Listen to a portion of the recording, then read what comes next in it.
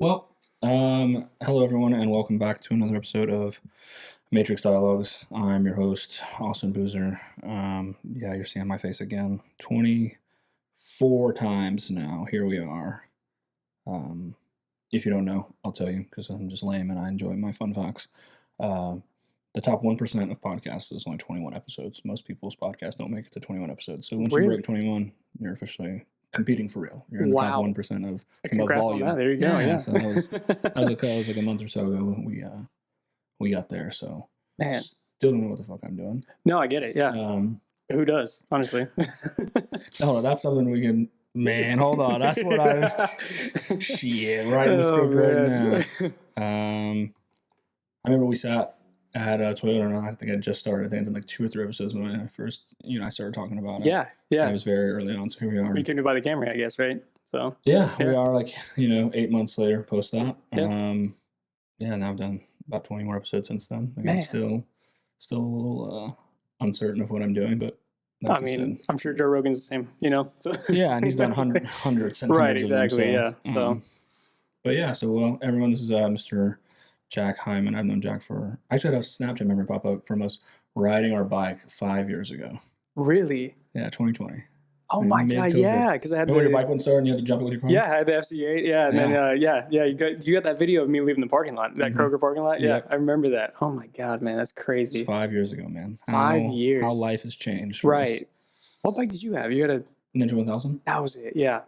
Oh man, I'm jealous now. I was fucking womping on that motherfucker. Oh yeah. It's a problem. You said you had a 1000. I was like, excuse me, what? I was like, you're a madman. I was like, I was a fat bitch then though. I weighed like 280. You actually would, dude.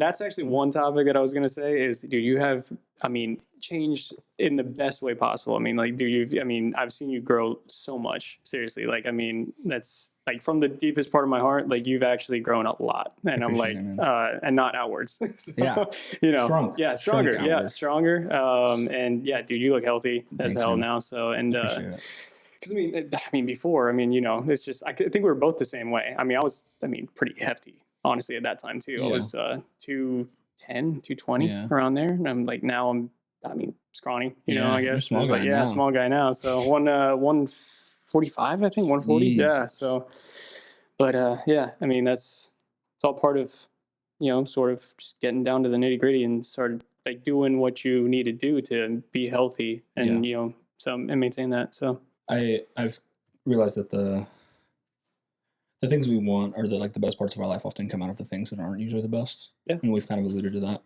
in times we spoke previously, but understanding that what I mean by this, like the good things come out of things that aren't great. Like the perspective of, I wasn't living my life great is only because you didn't live it great. Right. Exactly. I wasn't healthy is only because, you weren't healthy. Like, so these perspectives you gain, it's like, I fucked that off or I wasted that time. Yep. So you only have the ability to have that perspective to it now because you did it. Right. And there are things in life we can only learn through experiencing. Yep. Right. There are things we can learn, like, I can learn to tie my shoe by watching you tie your shoe, or like you telling me how to tie my shoe, but like really how I'm going to learn is by kind of somewhat doing it. And then there's a lot of things in our life, I think, that are just gained through. Yeah. I know they're gained through just experiencing them. Right. And like you have to fuck things up. You have to get it wrong. You have to make the mistakes. Trial and error. Yeah, exactly. That's the base of our life. I wouldn't say unfortunately, because it's not unfortunate, but I was talking with someone at work and I said, when we look at these traits, like confidence or patience or wisdom, they're usually generated out of, we have a tendency to want those traits, right? Everybody wants patience and wisdom and generosity, but the route to obtaining those skills isn't a route most people would walk. Right. If I said, hey, you want patience, okay, well that means in everything in your life, wait longer than everyone else. You'd be like, I don't want to do that. No, I want to get to it. Yeah. And so it's like the trait that you're like, I like that, I want that. The route to obtain it isn't so sexy or attractive, right? It's usually the opposite of that. Yeah.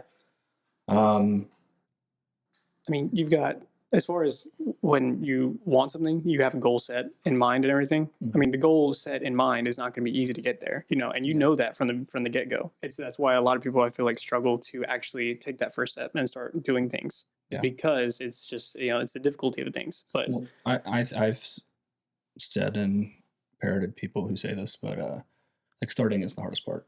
Yeah. Because the effort required to start, it's the greatest cost to you. And then the output that you get from it is the lowest. Like you get nothing. Yeah. Right. So like literally doing things like when you first start going to the gym, you don't know what to do. Like you don't know what you're doing. You're getting almost like little gain for the effort you're making. Like you're getting nothing. And then same thing with you. The same thing can be said for like your career, like what you get out of it initially. Like you're putting all the time in because you don't have any skills yet, so you're getting almost nothing. Right. You know, and understanding how those things play out is, yeah. I mean, it's almost like, nobody wants to, I mean, yeah, you're right, is you sit down and you start to do the thing that you actually want to work towards, and it's going to take you a long time. I mean, as far as, you don't have the experience that, to do the thing that you want to do. So it's going to take you a little bit longer, and a lot of people actually give up. I mean, that's back to the thing that you said about 21 podcasts. Yeah. Everyone just kind of gives up, because it's for a phrase I now say a lot is things in life are often simultaneously easier than you think while being harder than you can imagine. Yeah. And everybody wants it to just be, it's like and why is that? Why is the paradox of that exist? Because initially you think, oh, it's going to be easy, or maybe you have some allusion to it because you don't know anything about the thing. It's like, oh, start a business. Yeah. Like, okay, we make money off of something I can sell, or a product, a service I can sell. Okay, great. For X amount, I'll make this amount. Yep. It's like, okay, from a 10,000-foot view, sure, that's it, in short. But then when you get into the doing, you find that there's so many more layers to that. Yeah. Right. And so then that's why it becomes simultaneously harder than you can imagine, because you didn't initially know about all of these things. It's like, what's HR? What's legal? What do you mean I have to do this contract for this? What's what are all these other now components? I have to make sure I have a balance sheet, and I have what are all these variables that I didn't even know about beforehand? Yeah. It's like, people are like, it's just a podcast, right? Just a couple cameras, couple mics, you're good to go. Like, yeah. It's that. Yeah. You have a mental image in your head of it's going to go this way, and you immediately think of the outcome that you want. But then when you start doing the thing, such as like a podcast, you realize, oh my God, I got to set up the camera right. And I got to make sure the audio is good, and this and that and the other. And it's just, you don't think about these things. You just think about the easy things, which is talking, so. Yeah. And that's why it feels easier than you think while being harder than you can imagine. Yeah. Because you don't have enough knowledge of the thing yet to understand all of the levels and intricacies that accompany the thing. Yeah. So it's interesting, man.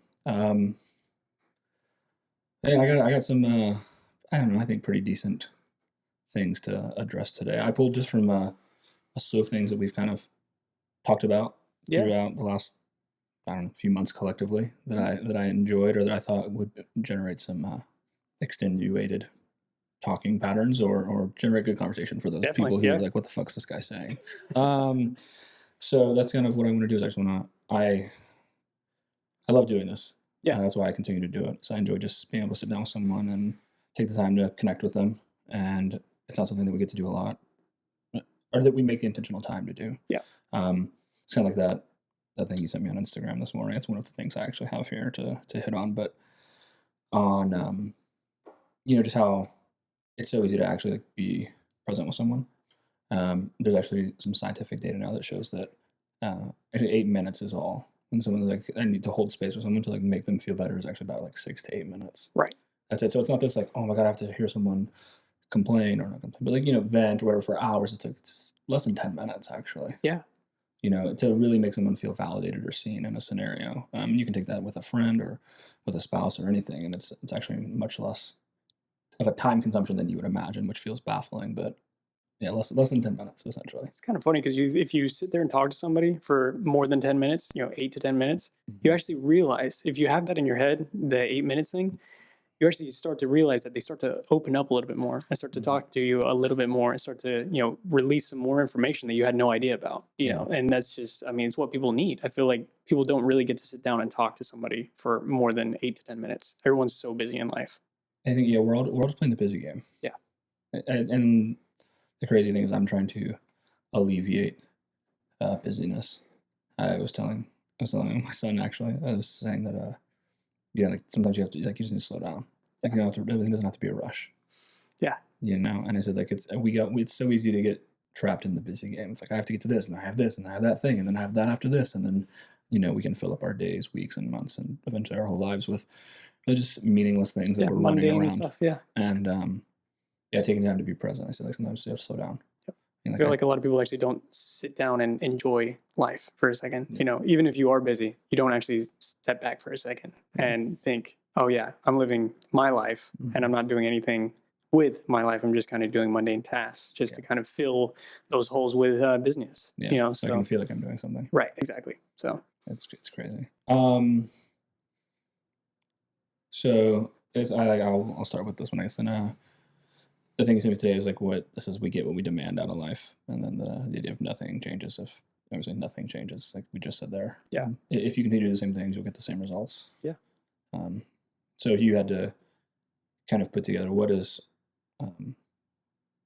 you demanding out of life currently, and since maybe you started doing that, demanding things out of life instead of just like asking or hoping they'd happen, what changes have you been able to see in your own life? To be honest with you, changes in work ethic, changes in as far as the things I don't want to do, I do them. I mean, it's funny. I mean, to think that I actually got a quote from somebody, Joe Rogan. I mean, not the most, scholarful person ever. He's an intelligent guy. He talks to a lot of people. Intelligent people. I think he's pretty good. But as far as you don't think of him as like somebody you get a quote from, right? Oh, I do. You do. Okay, there you go. Awesome, dude. Yeah, there you go. I would think a lot of people. There's some people out there. They got some opinions on us. I was like, dude, I got the hate. The guy's awesome. So that's how you know you're winning in life. Yeah. He said on a podcast once. I mean, it was just something just super simple, easy, just quick. It was do the things that you don't want to do, and you'll feel a lot better by doing them. Yeah. And that's stuck in my head now, and I do it every single day. You can pinpoint something immediately. You're like, I don't want to do that. Cool, go do it. And then after, it's going to be off your mind. It's not going to be a stress on your, on your mind the whole time. So you can just go out, just go do it, get done. There you go. You're going to feel a lot better for it. You're going to feel accomplished in a way, because you're like, oh, I didn't want to do that. I did it. Now it's done. I don't have to worry about it anymore. Yeah. On to the next thing. So like you said there, one that you feel better by doing it, because when you're not, it's not it's kind of like with a computer, right? Like it's just like, it's eating like RAM on your brain, right? Like it's a thing that's just sitting there eating up space that you could be used to actually do the thing, do other things. And usually by doing the thing, you realize it's not as bad as you thought it was anyway. Yeah. And I've often said that, the things that you don't want to do in the moment have lasting impact of like feeling good. So what you're saying is like, an example is like, I don't want to go to the gym, I go to the gym. Yeah. And I always feel better after I go to the gym. Right. But if you give into something where the satisfaction is immediate, like, oh, I have a donut, like that feels really great in the moment, but then afterwards I face guilt for it. Right. Exactly. Versus on the inverse of that, when you do something you don't want to do, you don't feel guilty afterwards, you feel good afterwards. And that feeling lasts way longer than that temporary satisfaction you get from giving into something that maybe in the moment would have been really great, but then again, you deal with the guilt. 100%. Yep, exactly. And then I think that's ironic, but I'm trying to understand these like I call them like fundamental truths of life, things that like exist and permeate through any time period, any historic thing, like being kind. Like, why have people always been kind? Why have we always, if we look historically through writing and people saying this is like the most impactful things are the things we do for others, never ourselves. Yeah. And it's something people have been talking about for thousands of years. And no matter what period in history we're in, or whatever was available, like people had the understanding of like, actually I feel better when I do things for things that aren't me. Yeah. And that's another realization that's been there, like telling the truth is a great, trait. Like these things that like have superseded any, or however long we've been here or not been here, like these things continue to radiate through. Yeah. And I've really tried to find those things, because then I know that's real, that's reality, because they've made it through that many different eras and timelines, or whatever the hell you want to call them. But like, that's the truth of life. And that to me is one of them that, when you lean into something that isn't as appealing or doesn't pull you in as much, like you find more gratitude or accomplishment or sense of I did that afterwards. Yeah. I don't think that's happenstance. Like there's a reason for that. Usually because those are things that actually move us a little bit more progressively towards what we want anyway. I feel like a lot of people with their brains, the way they work is they want to just do the good things and do the things that makes them, I guess in the moment, a short period of happiness. Yeah. It's that dopamine, it's just like constantly just trying to grab that next little bit. And it's, if you do the things that you don't want to do, you might actually feel more than the things that you, scrolling through Instagram, TikTok, whatever, going to the store real quick, and just doing that mundane task like we were just talking about. It's all the things that you just feel like, yeah, I want to do that, but if you don't do the things that you don't want to do, then it's just going to weigh on you. It's just going to stack up, I feel like. Yeah, I think sorry, I was like deep in some how I wanted to segue to this, because I think there's truth there, and a more elaborate way of I guess highlighting that is that I think our model for happiness currently in the world is wrong. Right? We're saying like get rid of all the bad things. Yeah. Right. Get rid of all the things you don't like. Like rid your life of things that are bad, good, not good, whatever, things you don't enjoy. And that's the wrong model, because it's the things that are bad, that aren't good, the things you don't like, that make you better. Oh, yeah. Right. So if I rid my life of those, then I rid the ability for me to get any better. Yeah. Right. Like if I say, oh, I don't want to feel negative feelings, it's like, well, then to truly remove negative feelings, I would have to turn off my feelings at all. So I wouldn't feel anything good. Yeah. Right? So this idea of rid the thing you don't like or you don't enjoy, it's like, that's what makes up life. It is. And so like, again, that idea of like, oh, I want to get rid of the things that make me sad. It's like, no, because things are going to make you sad regardless. Things are going to be hard regardless. So you need to know how to manage them. That's a good point. Not alleviate them. Yeah. Because those are the things that actually, like, it's someone I work with, their son died in a motorcycle accident last week. And Jesus. It's like, because of those moments, because of the bad things, you go, oh shit, damn. Like I need to people I care about them a little bit more. Right. Yeah. Right. And so it's not that you need to avoid bad things. It's just you need to know how to manage them. And again, yeah, I think the model for happiness that society is being sold right now is like, only do the things you want to do, things you love. And it's like, to a point, because to get to the point where you have the option to do the things you want to do anyway, you have to do a string of things that you don't want to do. And then the privilege of that is now you get to be selective. Yeah, exactly. Nobody got to the point where they are in success. I mean, if they're a super successful guy, nobody got there easy. Or doing what they wanted to do. Or doing what they want to do. Yeah, exactly. The easy stuff. So they were doing a string of things that they hated to do to level up and to move forward, to progressively then eventually get to the point where they could do the things they wanted to do. Yeah. So I think that's, to me, just it's something I've heard in a couple of podcasts too recently, and it's something I've been like toiling with within myself and like really looking at it and going, When I was at the worst state in my life, all I was trying to do was get rid of the things that I didn't like or that I didn't enjoy, that didn't like do it for me. And as a consequence of that, I was more miserable, not better. Yeah, because I mean, when you think about it, you look back at the things that you have done, and those things that were actually, I guess, a burden at the time. You look back and you kind of laugh at them. Like, why was I so worried about that? I did it. I accomplished that. I was listening to someone say that if you look back on something and you're like, those were like the good times, that's the feeling you should have felt in the moment, but you were too busy like, being anxious or like, oh, I have to get this just perfect or this just right or whatever the case. A guy was talking to his wife and he said, like, oh, remember like before we had kids and we were doing this and we were doing that. She's like, you hated it then. And he's like, that was the best time of my life. Yeah. It's like, so like, that's what if the feeling you have when looking back on something, if it doesn't match the reality you felt, that's what you block yourself from feeling in the moment. Yeah.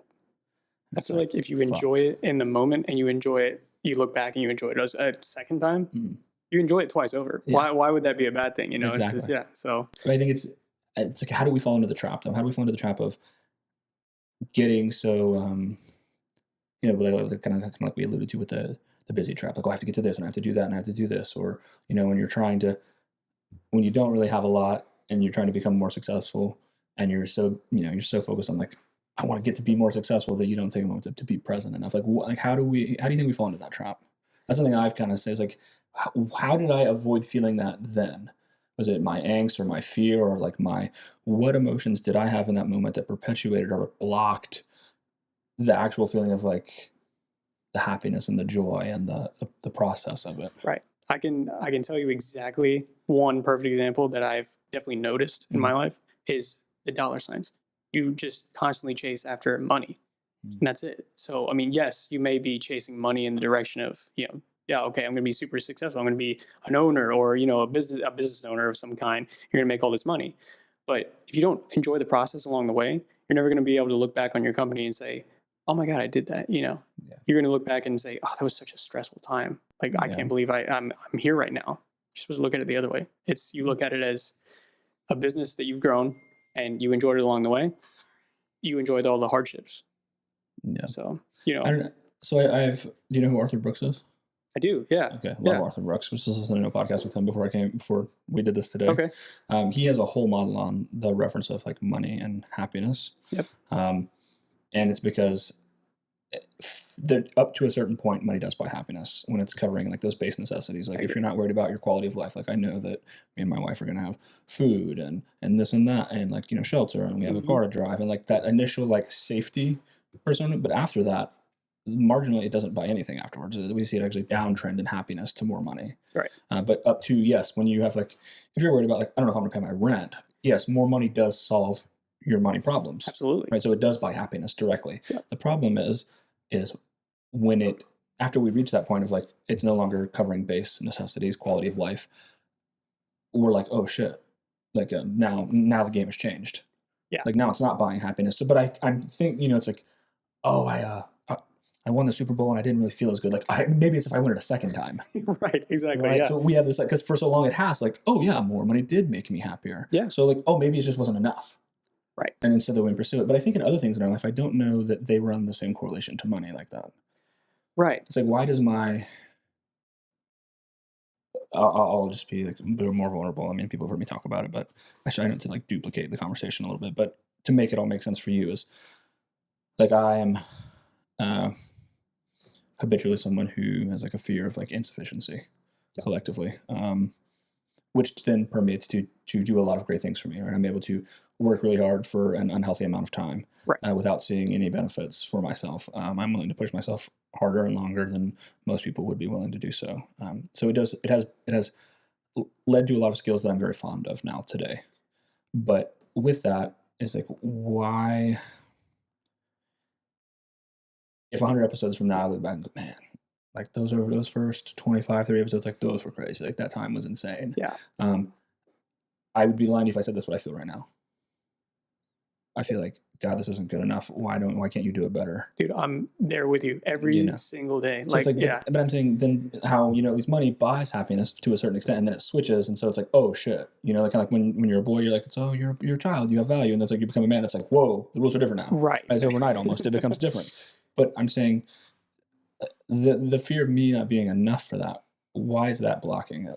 You know, like that's different. It's not, it doesn't move say in like the same linear progression that money to happiness do. Like there's never a point that my fear of being not enough has actually benefited me. Right. So why is it the thing that's like blocking me from feeling the things that I could feel now? See, that's the real question, I guess, on top of that is the fear that drives you to do the things that you want to do. Mm-hmm. Is that a good thing or a bad thing? You know? I agree. I think fear is a great motivator. I think so too. You know, a lot of people want to use fear as like a negative reference, like it's bad to have fear. It's like, or you could like, because courage is simply the ability to act with fear present. It's not the absence of fear.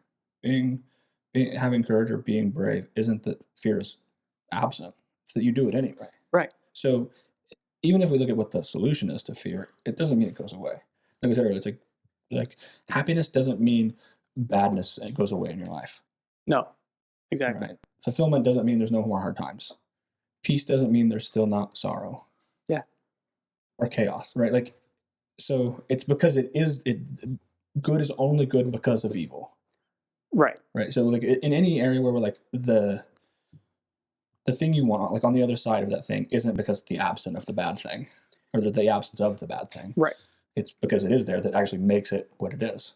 You get a comparison. Mm-hmm. You know, oh, this is bad, so this other thing that is better than this bad thing must be good. Mm-hmm. You know, so I mean, if you don't have one or the other, if you don't have both, then you can't compare and you can't determine what's good or bad. You know, so yeah, I'm just trying to be kinder to myself, be a little bit more gracious with myself.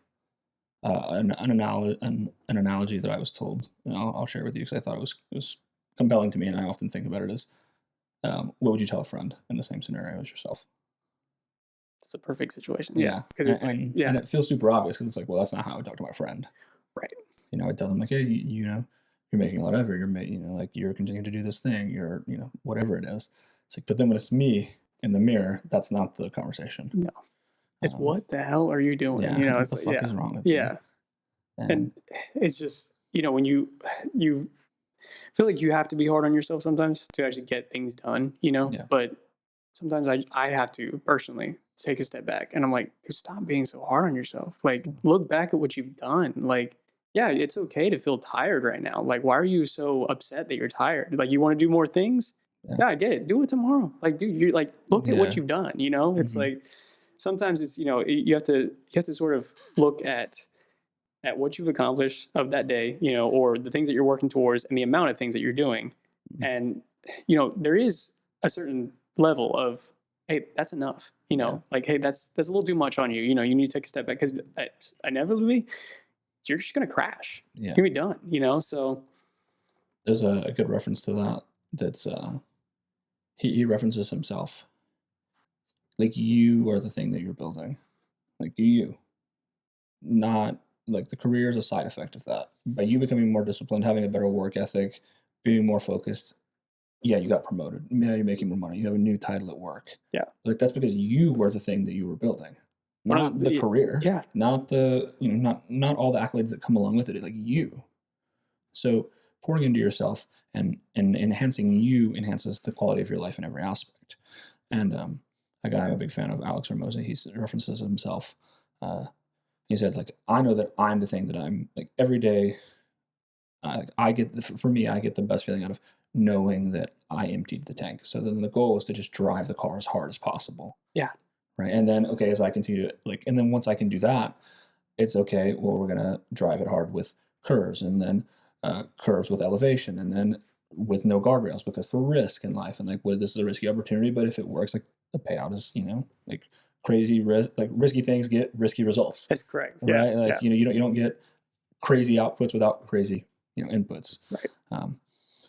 And I think about that, his analogy there, just like, I'm the goal, like, improving me is the goal. So just beating yesterday, it's like, how much did I do yesterday? Come on, can I do more than that today? Yeah. Can I drive, like, into the car just as hard as possible? And I feel like, you drive yourself as hard as possible, and that's when you get true results. Mm-hmm. But, you need to be able to draw a line at some point, I mean, driving the car as fast as you can on E, it's not going to get you anywhere. Well, yeah. You so have to make sure that understanding the when and how to refuel yourself along the way, and making sure that you're still, like, putting into you. Yep. Again, all of these things can easily be, like, broken down into maybe not so healthy traits. But again, like, I think another thing I say a lot is knowing yourself. So knowing how you are. If you're the kind of person who,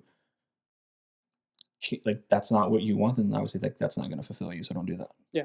Right. But for someone like me, like, the days I'm the most content and feel at peace with myself are the days that I push myself hard. Like, I drive myself as hard as I can. I say, like, how much can you do today?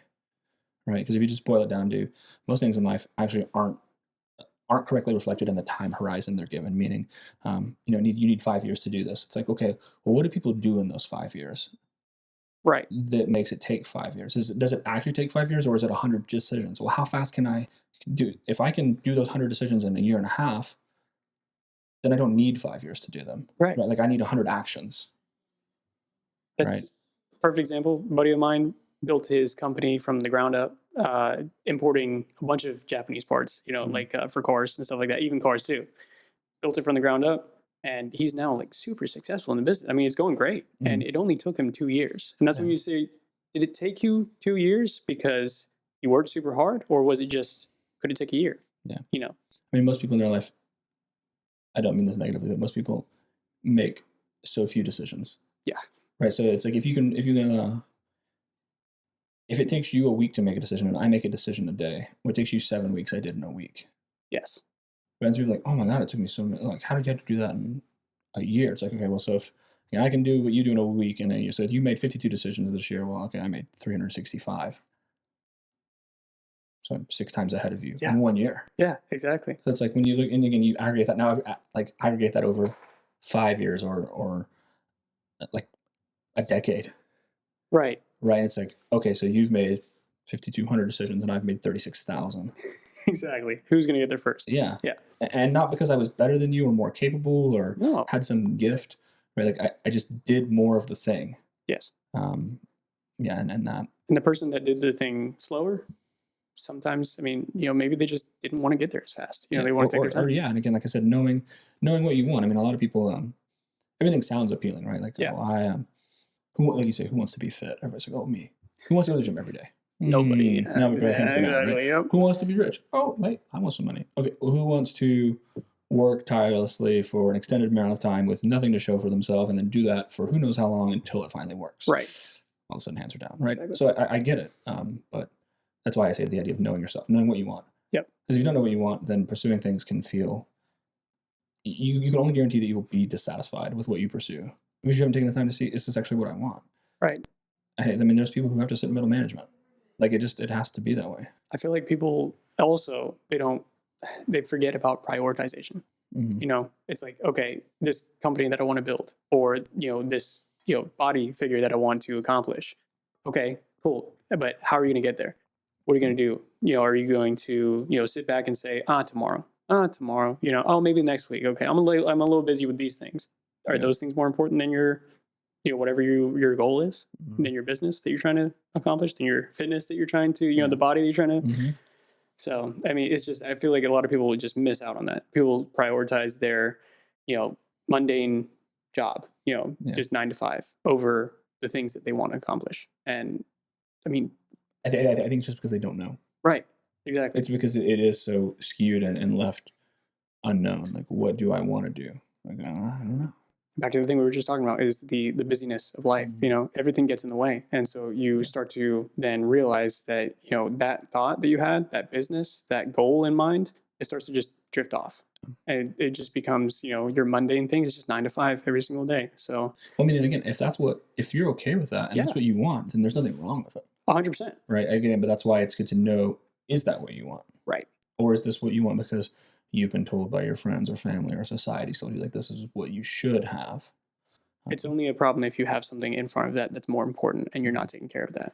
Yeah. I think something I learned not a long time ago, but I mean, it feels like a long time ago now, was there's only time for the things you make time for. Like, there'll never be time for things like, if I get more time, like, we all have the same 24 hours in a day. Yep, exactly. More, I've told people like, I wish the day was longer or whatever. I'm like, but then people would just be lazier. Right. Like, more time wouldn't actually make things better. More procrastination as you go along. Yeah. So like, there's time for the things you make time for. That's it. Yep. Like I said, the things you prioritize are the things that actually get done. And realizing that, where you stack your priorities, what's the most important to you?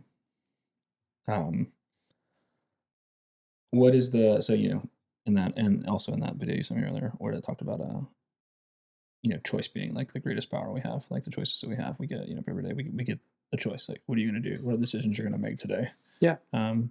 Outside of that, what do you think is the greatest power we have? I feel like the greatest power we have that a lot of people sometimes realize and sometimes don't is free will. You have the power to do anything. I mean, you can literally do anything. And it sounds stupid when people say that, like, you hear it over and over again. It's like, dude, you can do anything. It's like, I can't do anything. You can't. I mean, it's just, you break it down. That's the simple term. Mm-hmm. If you sort of break it down into, detailed bulletins, okay, you do this, that, and the other, and then you'll be able to accomplish something like, just like we were talking about, but I feel like if you don't accept yourself as like, like I can do that, or I can do this, you have the free will to do whatever you want. I mean, good and bad, Mm-hmm. but it's just, I feel like a lot of people don't really take notice of that at all. Yeah. I mean, I think, the ability, you can always at any point make a choice to pursue or aim at something you'd like. Right. There's a good reference I like that I can make people do whatever I want them to do. And that's not in a manipulative way, but it's I can create circumstances that will derive actions that I want. Yeah. And so it's like, I can make you take your clothes off right now. I can just make it so hot in here that eventually the only option is you're going to take your clothes off. Right. Right. And like the analogous reference to that is like, you can lead a horse to water, but you can't make it drink. It's like, well, if I dehydrated the horse and I salted its mouth and I put its face an inch from water, I can viably guarantee you it will drink. Right.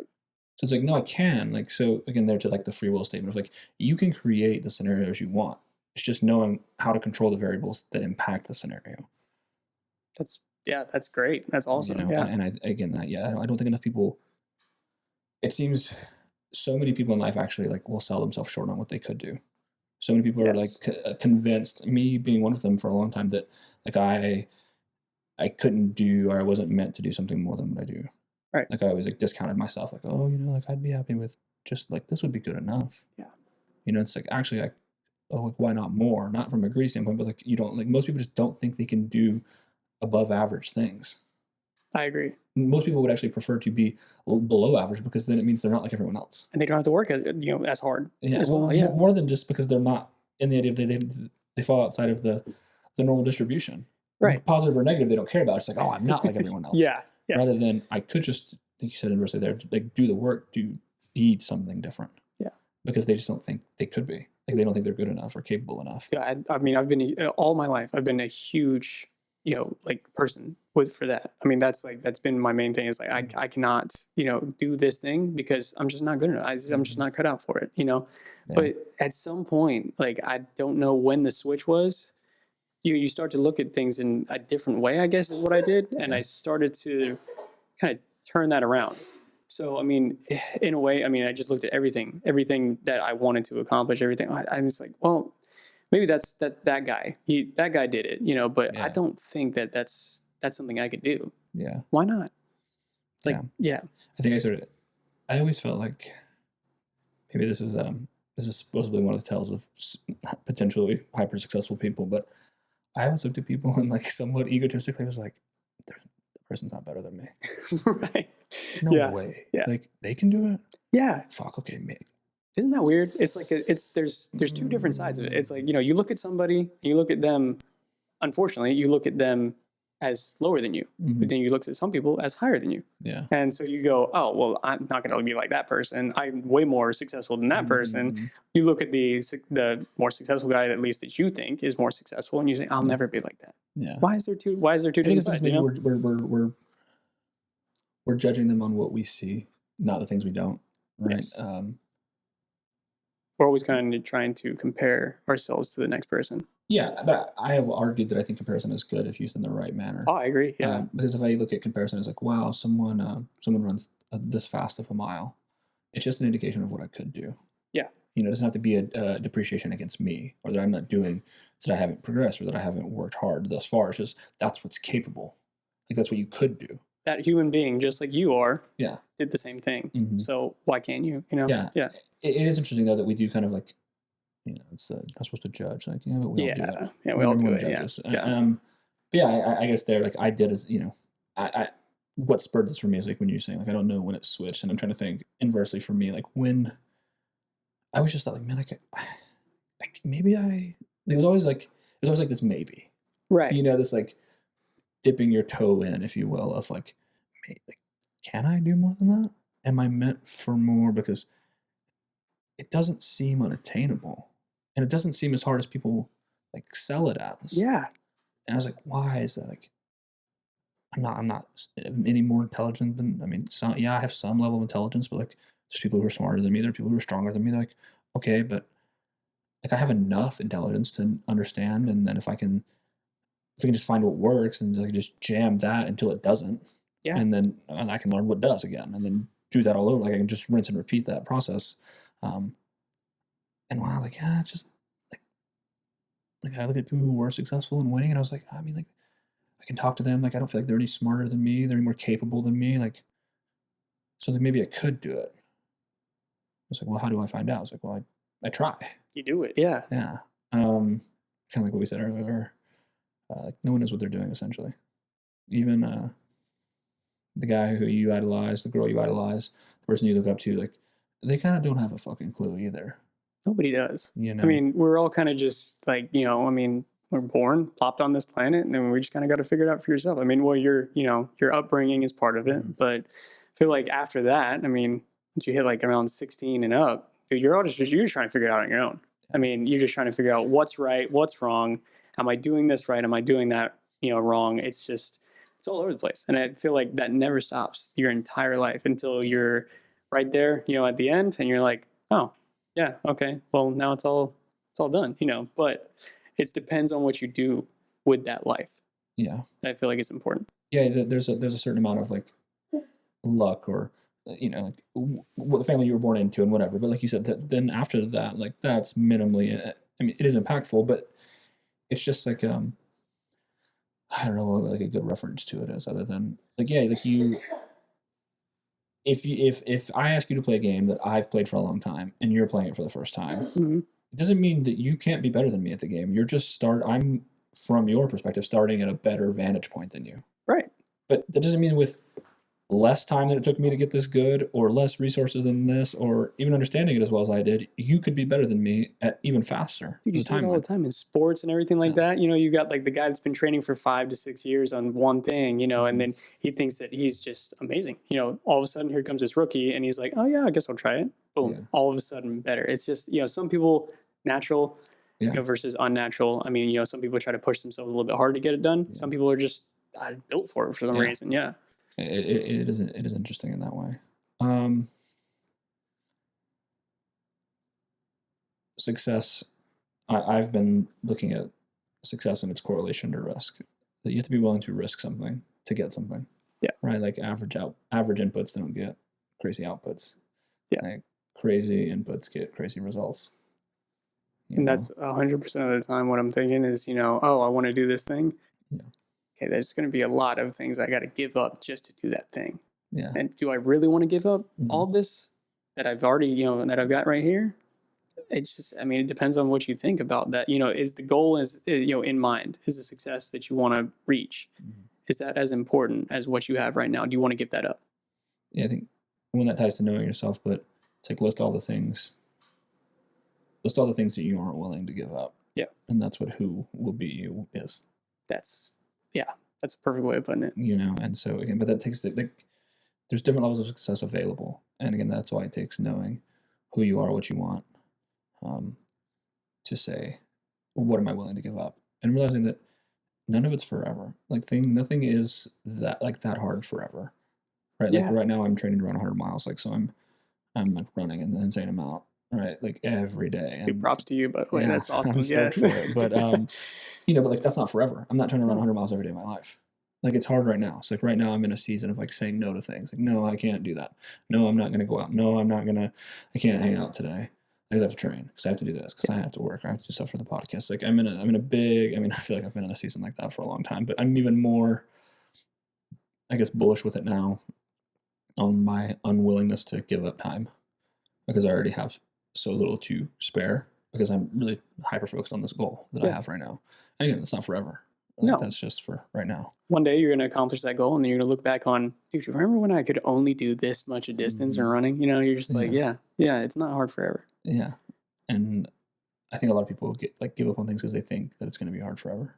They think like this is how God, this sucks. Yeah. This is every day. I mean, because on that logic, it does feel like, holy fuck, I don't want to do this. But it's not, and it won't be. Going back to like, you know, the comparison you said with, you know, I start playing a game that you've been playing. It's like, yeah, okay, I might have the disadvantage. Am I willing to continue with the same disadvantage? Yeah. Because it won't be forever. No, it won't like be. Eventually you'll learn the controls and it won't be so foreign to you. And you'll be like, oh, okay, that's actually how you do this. Yep. And then maybe be like, hey, maybe you didn't know, but if you do this happens. I'm like, oh shit, I didn't even know that. Yeah.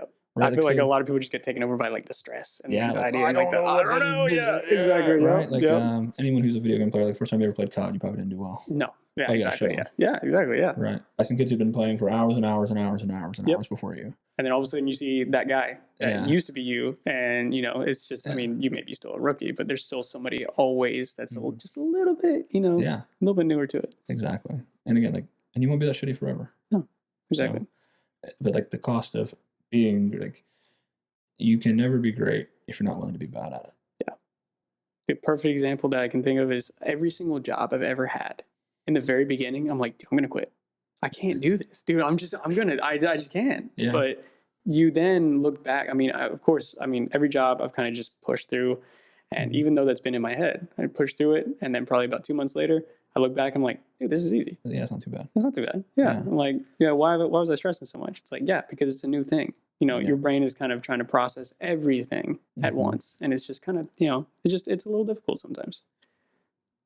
With this next one, this is again kind of to that thing we were speaking about earlier on being present with people. But I told you I had something to share about it, so I did. I made sure to really. I've been very. I'm very unwilling to. I will hear other opinions on it, but it'd take a lot to change my thought on this. Okay. And the part of like people are like we mentioned like being a burden, right, and like being present with people. But I think part of being a friend is simply just that.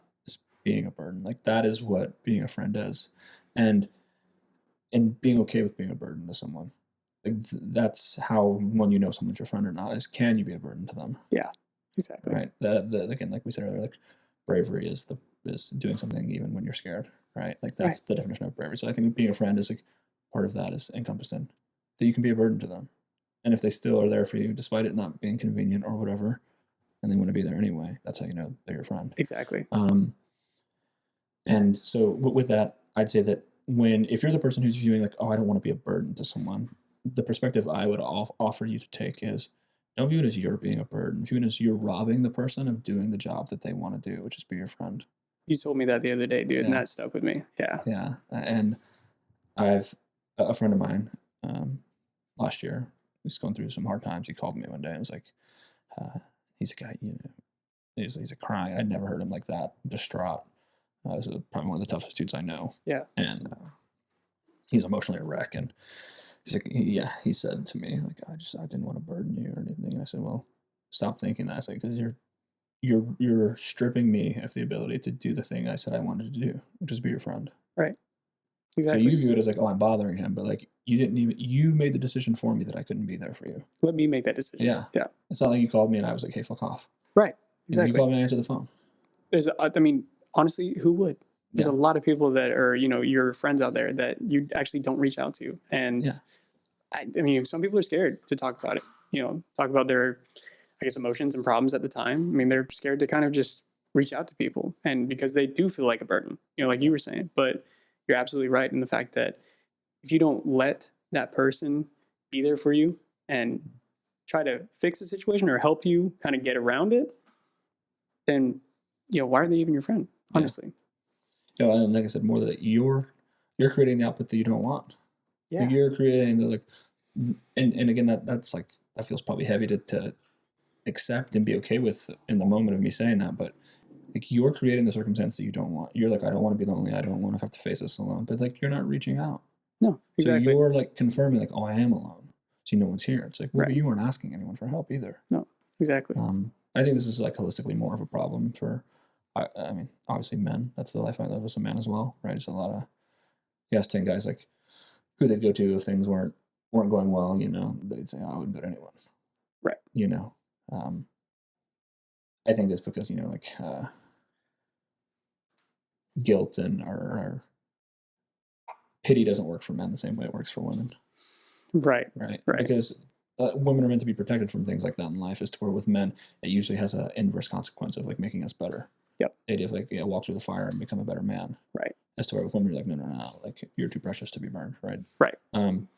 And so again, that's why I don't think it works. Like it just doesn't. Right. Like that's why you see, like I mentioned there earlier, like the difference when you go from being a boy or a child, whether you're a boy or a girl, to then with men, I think that transition of when women make, why is it so hard for men to like be a man? It's like because the transition for us is holistically something you could never experience. Right. Because there is no difference for you. You're a child and you're a woman if you're a girl, right? Like you're a girl and you still are viewed in the same way, something to protect, something to take care of, something to appreciate. Right. And the idea of when you're a boy, then you hit like mid-teenage years to like, it's not 18, but it's somewhere in that like, I think it's between like 14 and 16. Like you just go through this like where the world starts like viewing you like, hey, like, shut the fuck up, toughen up. Like, hey, what do you mean? Go out there and do something. Like, start going and earning something now. Right. Like you have to be of value now to be appreciated. You don't have time to be sad or be, and I think that's a little bit of the unhealthy manner, but like realizing that again, for us as men, boys, like there's a shift. Yeah.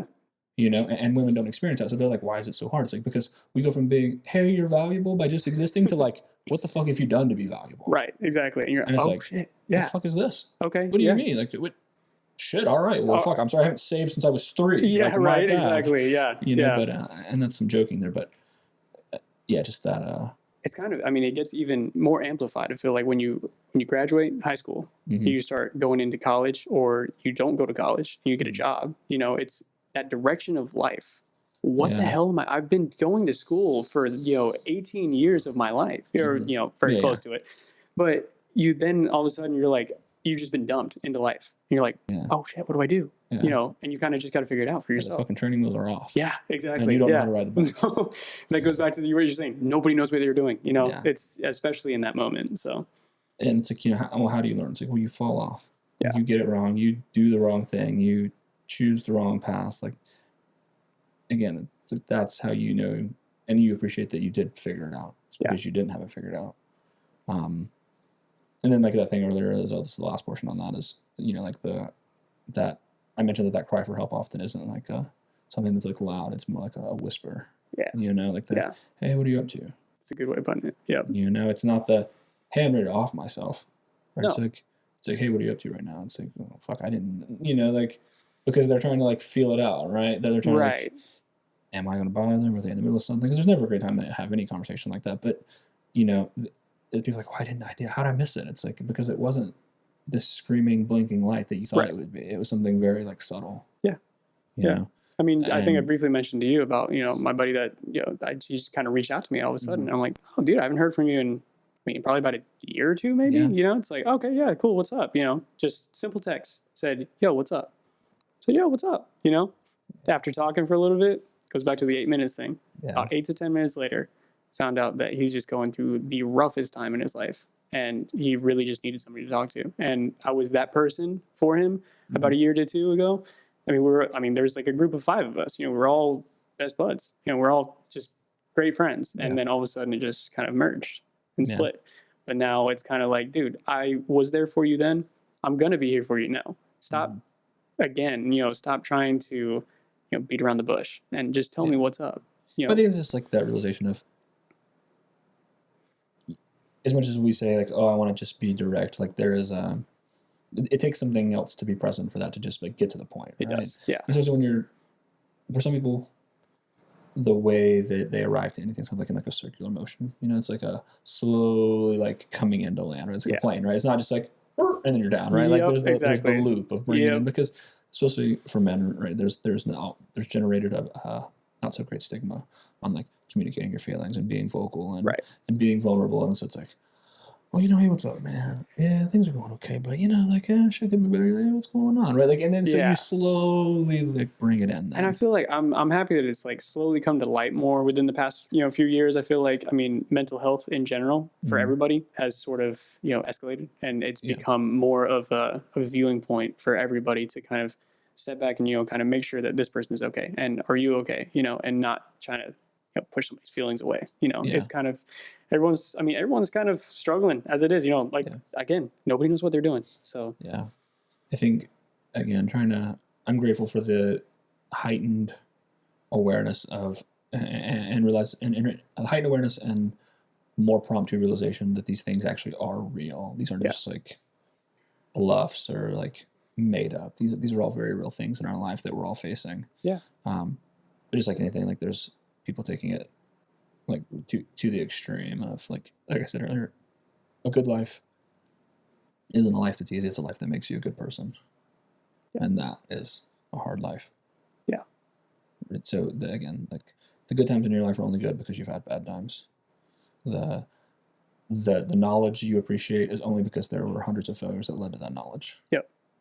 Right, so it's not that the removing of bad or not so good things actually are things that will make your life better. Those are the things that do actually make your life better. Is the harder things, the not so good things, the failures that lead to the success. Like that is the thing that makes you better. So like the idea that like you have hard times, it's like, are you really depressed, or it's like, is this a depressing situation? Like, and I look at depression or sadness, things like those are just temporary states.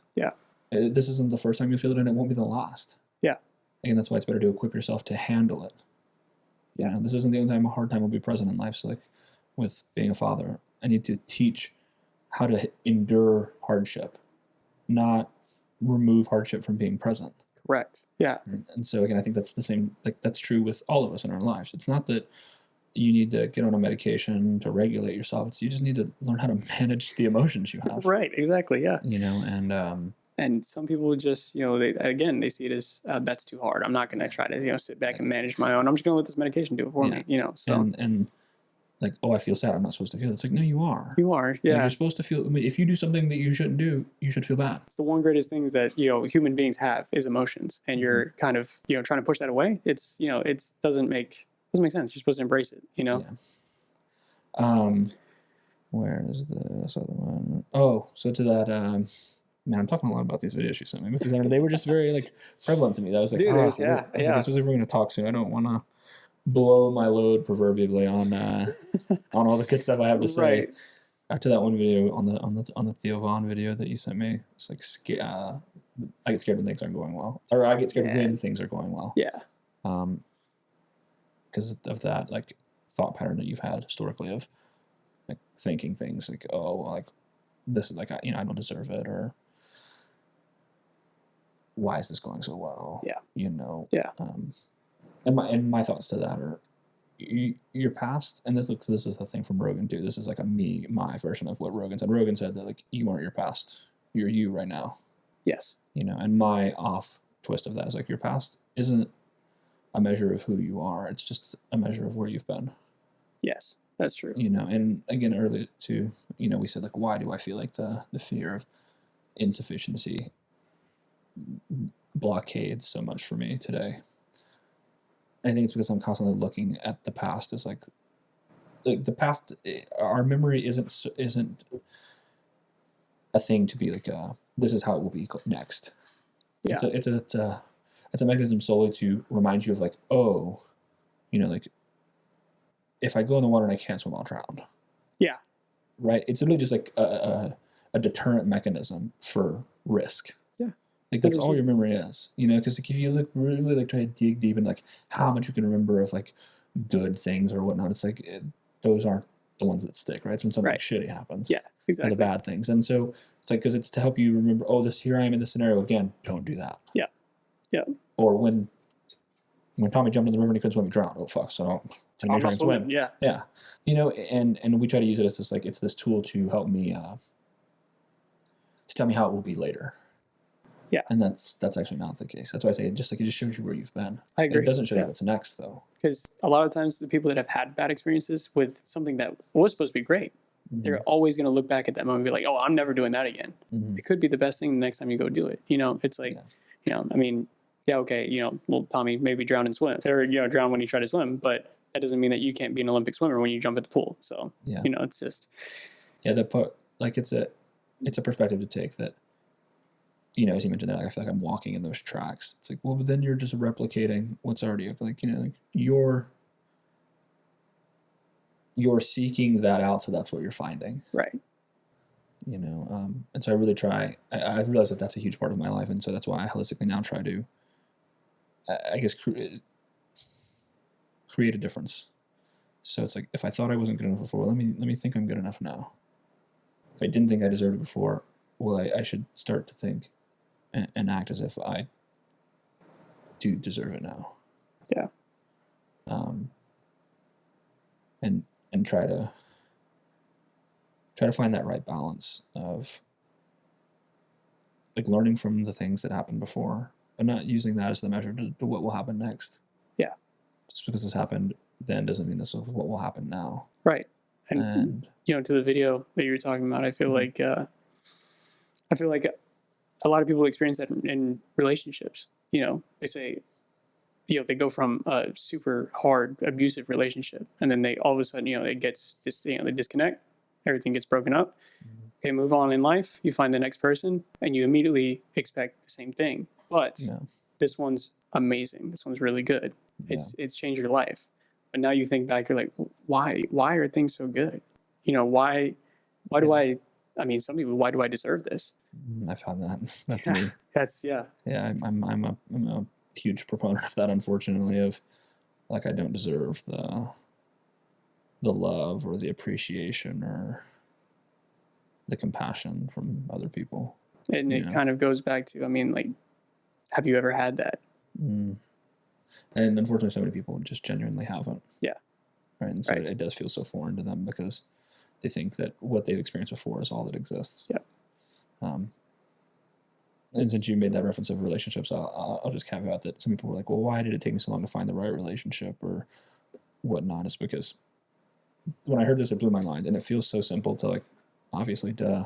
But like really take it in as every person but one person isn't it. Like, everyone but one person is not it. Yeah. That means every other person is not it. It's crazy to think about. And like in the moment, you're like, well, duh, obviously. But like... But one person, Yeah. It's like, one. That's, I mean, how many people are on the earth? Yeah. It's like, Oh my God. Yeah. You think about it like that, and it's just, man, I think back to like my wife right now. Mm-hmm. I absolutely love that woman. I mean, she's like the best thing that's ever happened to me. I mean, and you hear that all the time and whatever. No, she absolutely turned my life around and made me, I feel like, a better person that I am today. Mm-hmm. And to focus on things and to concentrate on, this, that, and the other, and actually, have a life, I guess, at this point, and not sit back and kind of dwindle and, kind of, just like, oh, I'll get to it tomorrow. No, she's like, locked in. And so, and that's made me locked in now. So I can give her all the credit in the world. Yeah. But now I think back to, again, what we were just talking about. Why am I almost sad that this is so good?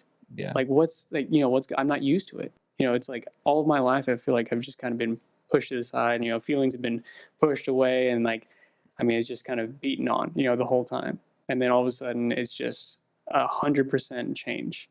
Yeah. And it's just, it's sometimes hard to grasp. So, yeah. And what I often say to those people as well is that, you're like, oh, why did it take me so long to find this person? It's like, if you'd had them at the point where you think it would have worked out, you would have fucked it up. Yes. Because you weren't the kind of person who could have handled that then. Yeah. You wouldn't have been able to manage it. Right. So the reason it took so long for them to come in your life is because you weren't the kind of person who could even, if you'd gotten what you wanted, you would have fucked it up then because you weren't the person who could have handled it. Yes. I use this reference of money, right? Is a lot of people win the lottery and go broke. All the time. Because it's easy to make money. It's hard to keep money. Yes. It's hard to manage it. Yeah. And so if you don't have the skills you don't know how to be a good partner, giving you the right partner won't do anything. No. Because you can't manage it. Yeah, exactly. On that last topic, though, that we were talking about on, being a burden and being a friend and all those things, what does, this is something I've found interesting to discuss with people. It's like, what does it mean to you to be a friend? That's a big one, I feel like, too. Yeah. I mean, I feel like to be a friend, you have to be willing to take their bullshit. You have to. I feel like you have to be able to not take their bullshit, but, in a way, you have to be able to take their bad times as well as their good. You'll have great times together, right? And that's what friends are for. But like we just went back to, some people are not going to be okay. Yeah. So you got to be willing to take over that as well. I mean, it's not just a relationship, it's a friendship too, and that's what relationships are as well. They're friendships. So in a friendship standpoint, I feel like you do need to be able to take on their bad as well as their good. Yeah. I think a good measure of truly, like, at least for me, when I think of who are my friends or who are the people I want to share good news with. Yeah. Right. Because it's really easy for, I think more people are prone or guilty of, like a firefighter or Superman syndrome. Like when things are bad, they're like, oh, how can I help? Yeah. Right. But when you're winning, or when someone is winning, and maybe you're not, can you cheer for them anyway? That's a very good point too. Yeah. Like, so it's like I say all that to say that the references to measure your friends, there's not who are the people you want to share good news with. Yeah. And those are the people that are actually your friends. I feel like with real friends, there's actually no comparison. Yeah. I mean, yeah, you can kind of, compete with each other a little bit here and there, but ultimately, I mean, if you're trying to compare yourself to that person and, oh man, I wish I was like that, man, I hate them for it. Yeah. That's not your friend. Yeah, that's not your friend at all. Come on now. Yeah. Yeah, jealousy and spite are a hell of a drug, man. Yeah, they really are. Yeah, like I look at it as, like when I got promoted, like who did I want to tell? Right. It's like there's only a few people that I wanted to share the news because I knew they would relish in that happiness with me. Yeah. Like when I got the car. Right. Who do I want to tell about that? Yeah. Because it's like who's not like, oh, you're bragging or whatnot. It's like, no, like I've worked hard for this. Like I'm excited about it. Now. Like I'm excited to share it. Yeah. I remember you 5 years ago just with a bike, a 1000, and I was like, damn man, I wish I had that bike. And now I'm sitting here like, dude, I'm so proud of him for having the stuff he has right now. Yeah. It's like, it's just, I feel like when you are really good friends, when you have your friends, you want them to succeed. Yeah. You want to see them grow. That's all you want. Yeah. And I think that's well said. That's like my view of it is that, to me, like when you ask someone like, what is being a friend mean? The normal answer should be like, I don't know. Right. And it's like, no, like for real, like think about it. Yeah. And then it's like anything. It's It's the slow, like not well curated put out of words that feel uncomfortable. But that's then what's real. That's a good point. Because Yeah. if you could just like spit it out to me, then I'd be like, okay, that's fake. Right. Exactly. You know, and so for me, when I'm like, okay, what does it mean to be a friend? Is something in the line of like what you said there is like taking their bullshit, but someone who could accept the goods and the bads that come along with me. Yeah. And realize that like as much as I may be full of traits that they admire, I probably have a slew of things that they're like, oh my God, this motherfucker. Right. Exactly. You know, and loves me despite that. Yeah. And who ultimately wants to see me succeed and do well and is supportive of that, even if maybe it, you know, isn't like, has nothing to do with them. Yeah. Right. And I think we see this a lot in relationships with like true happiness, because I think jealousy blocks this a lot in intimate relationships. But like true happiness is when someone, like, to look at someone and be like, man, I love that for them, is when they're happy and it has nothing to do with you. Yes, 100%. You weren't involved whatsoever. Yeah. Yeah. And you can be like, I love that for them. Yeah. And I can watch them enjoy that peace and that fulfillment and that happiness, and it makes me happy. Yeah. So I feel like some people, they can take it as if they helped in the situation to help gain that success. It's like, oh yeah, because I did that. Now that's not everybody, and you can be happy, but when you know that you are a true friend, when you are able to see them do something completely on their own, absolutely from scratch, accomplish it, and sit back and say, man, that's awesome. I'm so glad that he did that or she did that. Yeah. No, definitely, like you said, that ability to just look at, because it's easy to be happy for someone when you contribute to it. Like, hey, I threw this party for them, they love it. Right. Oh, yeah. Right. But when it's like it has nothing to do with you. Like they're just having a conversation with someone and they're enjoying the conversation and they're happy. Wow, that's happiness. Yeah. And I love seeing that for them, even though it's not anything to do with me. Yeah. And it's like, that to me is like what really will make up who's a friend. Yeah. So when I can share like, hey man, I got this promotion, or hey man, I got a bonus that was, X amount, or whatever it is. And that person's like, bro, fuck yeah. Like for you, man. Like sometimes almost even better when you don't see the work that it took to get there. When you just all of a sudden see, bam, this guy's got a Lambo output. All of a sudden, or something. You're like, wow, dude, that is odd. Like, how did you even do? It's more surprising. You feel like you get more happy sometimes. That you didn't see the hardship, you didn't see the process, you just saw them smile. Yeah, and that's it. I would argue that I think it's more fulfilling when you do know the work they do. Yeah, right. In a learning sense, I feel like, because you're like, you know that's what they've put all their time and effort into, and so it's like you almost kind of get to relish it like more with them. Yeah. Right. Because you're like, I know you've worked tirelessly on this thing and you've put in all these hours and this effort over an extended period of time, and like now you've got it. Yeah. Like you did it, right? Like when you thought maybe you couldn't or you would never get there, like here you are and it's happening. Yeah. The beginning and the end are not I feel like they're not like the main points. Yeah. The whole entire way up to from the start to the beginning, or from the start to the end, all of that time between, that is what actually you should be looking back on. And actually, you can actually take lessons from that for many other things, I feel like. There's been multiple times in jobs and stuff like that I've had where I'm like, oh, I remember like 5 years ago when I had this job, I did this thing. Oh yeah, I should not do that thing with this. It's you kind of learn to see that your accomplishments and the journey all the way up to that accomplishment is something to kind of take in and note down and keep with you for the rest of your life, because then you can be one step ahead on the next project. Yeah. I summarize all that with saying that how would I want to get it right? Because I am on a podcast now. Can't just freely let my words go. I guess it's a combination of like the work works on you more than you work on it. Yeah. Because by you doing the thing, that like you're learning, you're gaining the knowledge that can. If we look at like what is learning, and learning is kind of just error correction. Like you made a mistake and then you correct an error. You made a mistake and you correct an error. So, and also to say that there's not I don't view there's anything in life that's like a zero output, especially if it's internally to you. Yeah. And like there's nothing if you I hate the comment, like spitefully hate the comment of like oh, well, I don't like this place, so I'm not going to make an effort anymore. It's like, right. Yeah. I don't think you understand what that means. That means you're not making an effort on you. Yeah. Again, because like you are the thing. You were holding yourself back. Yeah. Yeah. Even if this place sucks, or maybe like they're not paying you well, or whatever. Like, oh well, fuck, I'm going to show them. It's like, well, but you weren't really showing them anything, because again, like by you stopping doing the work, you're no longer improving, and you're the thing. Yeah. You're the thing you're building.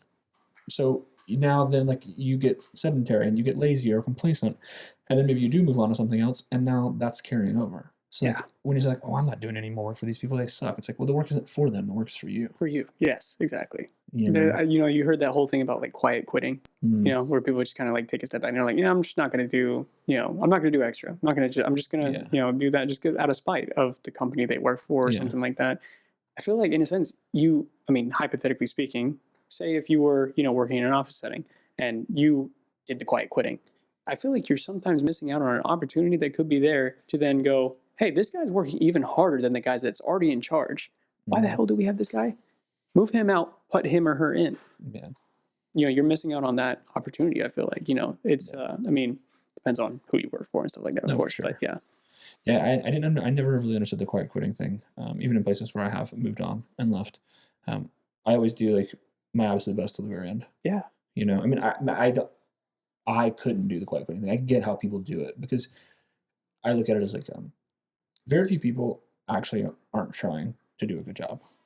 Right. Yeah. Like, and they've become bitter because they were like passed up or like told they were going to get something and then they didn't. And it's like, yeah, those feelings naturally accompany the scenario. I feel like it's just everybody. They want to do the least amount of work for the most amount of pay. I think that's anyone though. Yeah. Right? Yeah. Exactly. That's just like leverage utilization there. Yeah. Exactly. But no, I think that I don't know. Fuck up, my brain just like vacated me. Shit. Dude, we're getting that age. I'm telling you. No, I disagree. Or yeah, you're actually. I disagree, motherfucker. No, that age is not a thing. I get how we get to the point where we become like spiteful, right? If your partner said, "Hey, I'm going to show up and make an effort in this thing," and they didn't, it could become easy to become resentful. Right. I'm not saying I don't understand how people get there, but then if that's where you got to, then that doesn't mean you stop making an effort. Though, just like then move on. Yeah. Because if they've proved that their actions have a misalignment with their behavior, then focus on what you can control. You control you. Don't continue to show up here and work. Yep. Don't do a bad job. Find something else then. Yeah. Yeah, change is scary, but like, again, like I said earlier, like the correlation between success and risk.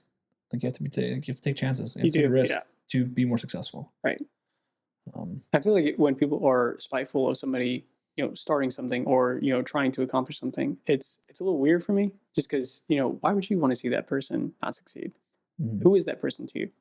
Why are you spiteful? It's just like, it's kind of, it's funny because I feel like I'm constantly just distracted, right? I'm on to the next thing. I'm on to this thing. I'm on to that thing. I'm just bouncing around, right? Mm-hmm. I tell my wife all the time, I'm like, oh, honey, I'm going to do this and I'm going to do it like, this way and I'm going to accomplish this. She's like, okay, cool. She doesn't set a image in her mind of me accomplishing it just in case I don't. Yeah. Everyone fails. It's okay. Yeah. Just in case I don't, she's not taken back by it. It's like kind of like oh yeah, it's okay. Yeah. On to the next thing. Mm-hmm. It's, I feel like the spitefulness comes from people imagining what it's going to look like on the outcome. Sometimes. Yeah. I can see. Yeah. If your ideas of reality haven't mapped out to what it actually is. Yeah. Obviously that could lead to some dysregulation, right? Or some bitterness. I don't know. I think it's maybe because they just expect it too. Yeah. Like they have this expectation of like, oh, if I work hard, I will get promoted. Yeah. It's like, no, you still have to then advocate for yourself, and you have to sell yourself on why you deserve to be promoted. Yeah. And you have to sell the skills you have and why you're better than someone else who equivocally maybe works just as hard. Right. Or is just as skilled. Right. And so this idea of if I just do the thing, like I just do the work, then the success will be there. It's like, well, but again, it shows how naive you are to doing the work, because the work is more than just the work that you actually get an output on. Right. Anyway, that was good. I like that. I pulled what you sent me, but I'd prefer if you said it. Okay. Is that quote that you told me that your dad used to say, don't you?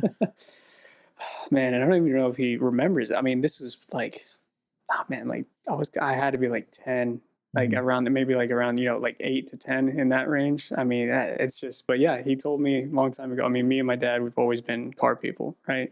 Always looked at cars as, you know, that's kind of like the hobby in mine.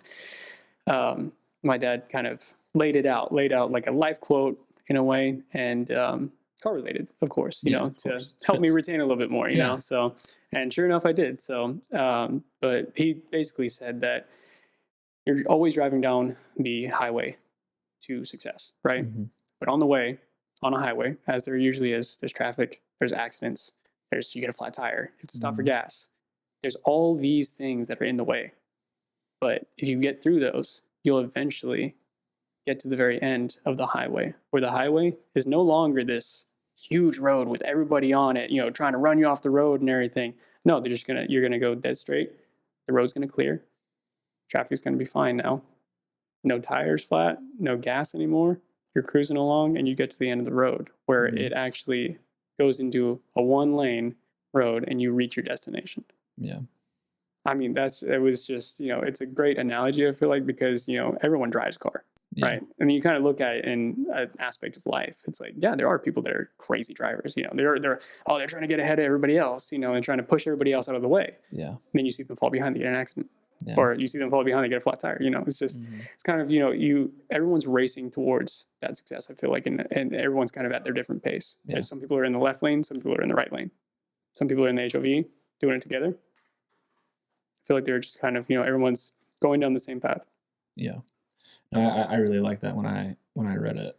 I ruminated on it quite a bit. Yeah. It was impactful to me. I think he said one, because it's understandable. They can like visualize it. Yeah. You know, and it's relatable. Like we all, especially at least here, we all drive everywhere, and so it does become this very easily understandable thing. I feel like, you know, the more that you actually analyze that kind of, you know, that kind of topic is that way. You kind of analyze that topic of like the highway and driving, right? You're driving down the highway. You start to pick things out here and there. You're like, oh, that would relate to life as well. Not just the things that I said, you know, with the flat tire and the gas and everything like that. It's like, there's other things as well that come into play when you're going down the road. And, you know, you kind of start to orientate that into life. It's like, oh, well, yeah, that's kind of like this situation. And it kind of makes you understand things a little bit better, I feel like sometimes.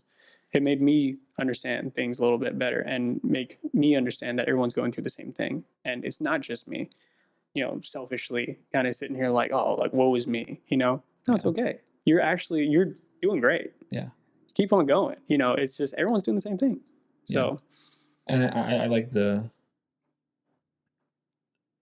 comparison there to the people who are, you know, like, who are trying to race ahead, right? And they're trying to like, get out of, you know, trying to run people off the road because they're so focused on themselves. And it's like, maybe in what you see, they look like they're winning, right? They're getting ahead, but just because you never see the accident or the spin out or whatever, like, it comes for them. Yeah. Right. Like they're not.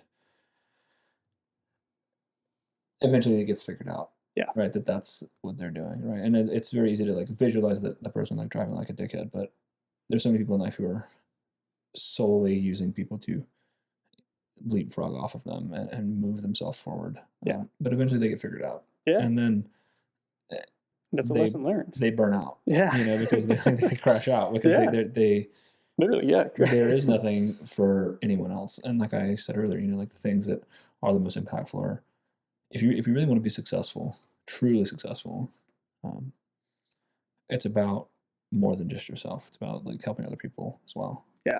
Other people be successful. Like you want to run a good company, how can you make other people successful too? Yeah, exactly. You know, even like the fact that like Jeff Bezos or whatever owns, you know, like less than 10% of Amazon, because it's not about just him being wealthy, right? Like it's about how many other people can you make wealthy, how many other people can you make successful. Yeah, that's what's going to drive the biggest success for you. Right. It's like, well, the thing about it is like not solely how can I eat this whole pie. It's like, how can I make a bigger pie? I don't need a bigger piece of the pie. I just need to make the pie so much bigger that by default my piece gets bigger. Yeah. And I feel like a lot of people think that sometimes you cut everybody off. I got to concentrate on me and my success, my business, you know, so, like Jeff Bezos, you know, I got to cut everybody off and I got to just concentrate on that. And that's it. A lot of times, I mean, in my opinion, I feel like you would be more successful if you decided to bring those people that mean a lot to you along with you. I think you did it for them. So I've always said that success for me has never been perpetuated by any of my own like real desires. It's always been really about, for me at least, the like want to do things for other people, like to help others, to give other people other things, not so much subjectively just myself. But I do think with that being said, is like, if I tried to take everyone with me while I was doing the work, then I would never be able to give them anything. Yeah. So there are periods of time that the requirement, the cost of doing business is the portion of you have to go through it alone. Yeah. Like in this race I'm preparing for, there are portions where people can run with me, but there are portions that I have to run alone. Yeah. And then, you know, it's like, so from mile like 10 to 25, it's like you can have people, but then from 25 to 33, you can't. Yeah. Yeah. Right? And then again, but then at 33 to whatever, you can. Mm-hmm. Right? So it's like realizing that, again, like we said, nothing is forever. There are periods in your life where you do have to do things alone. Right? And you can get a lot more done in an insane amount of time if you just put your head down and do more work than you initially thought imaginable. But again, yeah, it doesn't mean that you have to like forget about those people or not. But maybe for the time you do have to forget about them because maybe they're distracting you. Maybe they're not letting you do the work you need to do. Yeah. So I think, like, again, it's realizing what period of time you're in. Yeah. Yeah. Life is so complicated, man. I argue that I think it's so simple. And we just continually make it more complicated than it needs to be. I feel like, that's a good point. Yeah. You know, because it's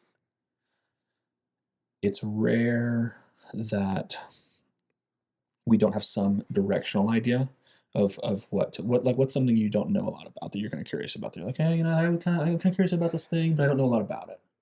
Man, a lot, to be honest with you. Just give me one. I want to make a point that will resonate with you, so I need to know one. I'd say, and hope it's something I know something about. So, man, it's a good point here. Buddy of mine just bought a jet ski, right? I'm like, I know about cars. I know about bikes. The hell do I know about jet skis? Probably the same thing, but I mean, I'm just, you know, it's probably very similar. Okay. But I have no idea. I'm like, dude, and it's kind of taking me back. I'm like, yeah, I really don't know about that. You know, it's kind of, I feel like you do get to a point where you get to a topic, and you're like, you kind of analyze everything in that topic, and you feel like sometimes you're a professional in that topic. Yeah. But there's always something else that you can learn on top of that. I mean, you may think you know everything, but if you don't think like that, there's just infinite knowledge coming your way, you know, as far as what you can do better, what you can learn about, you know, so. Okay, I don't know shit about jet skis, so I'll just use a vague reference that I hope will still make the point. But one to your comment there is like, once you, the beauty that comes with reaching the top of a mountain as you look out, and there's hundreds and thousands of mountains, you can still climb. Yeah. So even if you know everything on one thing, you realize the consequence of that, or what comes along with it, is that you realize there's so many things you still don't know. Yeah. And if I climb this mountain, you damn right I'm going to go climb that one too, and then that one too. Well, but I think what stops most people from doing that is simply that it's hard to start over. When you're at the top of a mountain, the last thing you want to do is like go to the bottom of another one. Yeah, you're like, because I gotta do this again. Yeah. Fuck that. Yeah. Right. And I think that's where a lot of people get stuck. Because they're like, well, but I was just the best at something, and now I'm the loser who doesn't know his head from his ass again. Right. Exactly. And that's like, after you've gotten good at a thing, that's a lot to take on. Yeah. You know. So anyway, the point I was saying there is that if you're overweight and you don't know anything about nutrition or working out, you know, you can probably go, well, if I drink more water and I ate a little bit better and I went to the gym, I would get healthier. Yeah. And you're 100% correct. So that's what I'm saying. Even if you don't know fuck all about what a JM press is or how to probably do a tricep extension, like, I didn't ask you all that. You know that I'm in a place that I don't like and I want to improve in it, and I directionally have an idea of what could lead to improvement. You always have to start with the basics. Yeah. And just work your way from there. And listen, like, again, now the more you zoom into anything, the more detailed oriented it becomes. Yeah. Right? If I'm like, how does a car work? Well, there's an engine, there's steering wheel, and there's a body. Yeah. Great. Okay. Now, sure, we can zoom into any of those components and blow it out into a 100 spec part sheet and whatever. But again, like, same thing with your life. Like, what does success mean? It's like, well, you have to be able to define that to yourself, but depending on what avenue you're saying and making money, well, then I need to get a skill or skills that will pay me, that are in demand and lacking in supply, that I can become reasonably good at. Yeah. And then, therefore, there will be pay. Yes. Now, again, you zoom in on any of those things, it becomes way more complex. But I'm saying from that 10,000 foot view of, if you're looking to orient yourself in the proper direction, it's actually so much simpler than you think. Yeah. And then that's the back part of my quote, right? Is it's simultaneously easier than you think while being harder than you can imagine. Yes, exactly. But again, if I said, hey, if you wanted to get stronger, how would you do it? So I'd probably go to the gym. Maybe I'd eat some more. I'd eat some more protein or something. Like, bam! There you go. Great start. Yeah, that's 90% of it right there. Yeah. Now, again, in the actual part of working out and where to get that protein in, yes, of course, there's so much more information there. But like, at least I talk about this a lot, like being directionally correct. So many people want to get like, is it 163 north or 161 north? It's like, it's north. Yeah, exactly. You'll figure it out. Yep. But if you're I gotta get it dialed in, fucking right. Like, I've also used the reference in working smart versus working hard versus working smart. And it says, you can't work smart until you've worked hard. Because how the fuck do you know what to work smart on? Right. Where's the leverage? What's a good thing? What's not a good thing? Where's the, like I said, like the leverage points? Like, you don't know. Right. So, and I think inversely, same thing there with like just getting directionally correct. If you can just get directionally correct on something, you can figure out the rest. Right. I heard somebody say once it was there's no such thing as perfect. Yeah. There's people that are perfectionists, but you try to always reach for perfection, and nothing will ever be perfect. Yeah. It's just kind of like it's a cycle. It's like you're just constantly so zoned in on getting it just right. You're gonna miss the target like by miles. Yeah. Oh, I got like two more, I guess, for you, and then we'll wrap because it's getting late. We talked a little bit about fear. Yep. And being scared earlier, and that like I think more people need to be okay with the idea of fear being present, because again, I said earlier that I do believe it's a value, that it does help drive action. Yep. I had asked a friend of mine months ago. I said, "What do you think drives more action, fear or desire?" I feel like what drives more action for my desire is, like, which one do you think is more of a driver, fear or desire? Oh, I see. Okay. I feel like desire. It's more of, no, actually fear. I feel like it's more of a driving factor, because you think about it in the sense of fear also comes curiosity. Why am I scared of that? Sometimes. I think that's a component of self-awareness that not everyone has. Yeah, that's true. Yeah. I would say it just depends subjectively on what's more in shortage. So if you have more shortage of, if there's a shortage of things, maybe your desire to have things is higher. But maybe if there is a shortage of safety and like viability, comfort present, fear may be the bigger driver. That's a good point. So which one there is less of, obviously, then will I think generate the more towards action. Because I can say for me, and obviously maybe it's a case by case in the in what you're pursuing, right? Yeah. If you're trying to find a spouse, maybe it's a bit more desire based. Right. Maybe it's not the fear. Yeah. Right. But I can say for me in the pursuit of success, it's been more fear based. Like the fear of being in the position that I watched my family be in. Yep. The fear of wondering, like, oh fuck, like, is this all there is in life? Like, right. Or the fear of like, I'm not good enough. Yeah. So like I need to become more. And then that perpetuating cycle compounding out over the course of my life. Like you said, with desire, it's kind of like a back and forth thing. It's, with the comparison to everybody else in life, it's like comparison in some sense is good, because you do actually get to compare. Oh, well, that guy's doing that. Well, yeah, I'm going to go ahead and do that. Mm-hmm. That's the desire part. I feel like is part of it is the desire to be like that person, and that will drive you. But there's also the other hand where it's, you don't need to be like that person. You are that person. Mm-hmm. You can't see it. Yeah, I think we're immune to seeing ourselves. Yeah, like that's the complexity of life. Yeah, so we can't see ourselves. We can't see our own pitfalls or shortcomings. I think that's the beauty of a good spouse, is that they highlight those things for you. I feel like if a lot of people could see their perspective, like somebody else's perspective of how they are, man, people would be so much either more hard on themselves or less hard on themselves. I feel like I feel for most, at least for me Yeah. specifically, it would probably generate more kindness for myself. Yeah, I believe so You too. know, because I've been told by many friends or partners previously that like if you could see yourself the way I see you, you would think differently of yourself. Yeah. And yeah, it's again like that. You are what, to an extent, what you tell yourself you are. Yeah. You know, if you continue to tell yourself like you're impatient, you will continue to find yourself being impatient. Absolutely. If you continue to find yourself telling yourself that you aren't good enough, you'll continue to feel like you're putting your own thoughts in your head. You're creating the reality that you want. And inversely, if you tell yourself that you are good enough, I'm very like, now this is where I think the dance gets good and dicey maybe, or a little bit unrealistic is I'm not one big on the manifesting things, right? I think it kind of ties back to like you get what you demand out of life through action, right? Like if I say I deserve to be successful, or I go and do the work that's going to make me successful, which one has a higher likelihood of working? Right. Me just screaming at the universe that I am good enough, or doing the work to show that I'm good enough. Yeah. Sitting there talking about it isn't going to do anything. Exactly. Yeah. So I mean, it's again, like you said, it's circumstantial and understanding the timing. I think most people just get it wrong.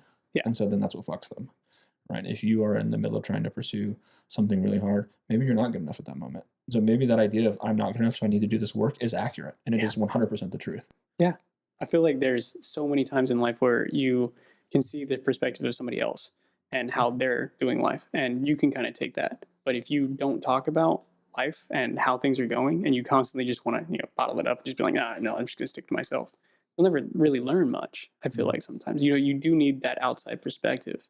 Because even the most intelligent people, you can only, that's the point of this experience right here, and then just like conversating, is that you get to test your ideas in real life with someone else. Because even in your head, you can be like, this is what I think. Well, do I think that? Well, let me see. Right. I'm going to throw it at someone else. Yeah. And if they can't tear it apart or deconstruct it and make me fortify my own evidence of why I believe what I believe, then maybe I don't believe that. Yeah. It's back to the drawing board. Yeah. Yeah. And it's like, but in your head, it's still you. So there's bias. But the moment I put it into the world and it's real, it's real. It's like, oh shit, maybe actually, in my head that sounded great.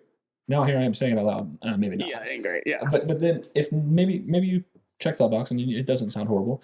But then again, like you said, you get what I just mentioned previously, whereas like you get to now then facilitate the management of how real is this idea for me? Yes. Is this actually what I think? Because now someone else is going, well, why do you think that? Yep. I feel like life is just one big science experiment. You're constantly testing different variables and like test this and see if this works. Does that work? No? Okay, cool. Back to the drawing board. Let's go ahead and test this. This worked. Oh, wow. Okay, if this worked, then maybe this works. You start putting things together. It's just the error correction. Yeah, that's it. Like when you play Mario, like, oh, I jumped too early. That's why I fell.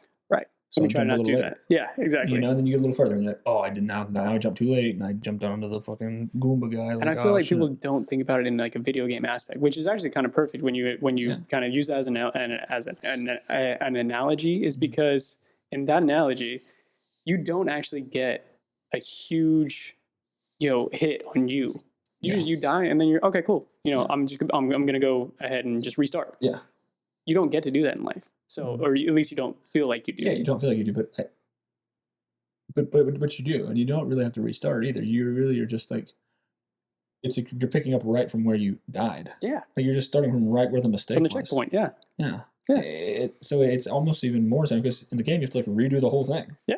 In life, you just get to start from, like you said, like that last checkpoint, like the point of where you made the mistake. Exactly. Okay, how can I correct this? How can I make, what's the next step? If it's maybe there's a little like rework of some like where things are like layered or nested on top of one another. But like collectively, most of your life is just correcting the error you just made. Yeah.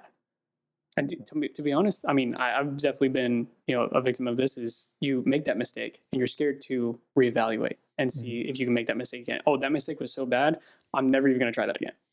Yeah. The fear of failure is a crazy thing. Yeah, it's crazy. Because like I said, when people say, oh, I want wisdom. Yeah. It's like, well, really what you're saying is I want to fail so many times that then all that's left is the right answer. That's a good point. Yeah. Yeah. Again, wisdom's appealing. Yeah. Failure's not. No. But wisdom only comes from failure. Absolutely. And that's what you have. Failure is just a compilation of trials. Yeah. Yeah. I feel like you have that. You see that a lot of the times in older people, such as like 70s, 80s. If you listen to them, you sit down and listen to somebody that's at their oldest point in life.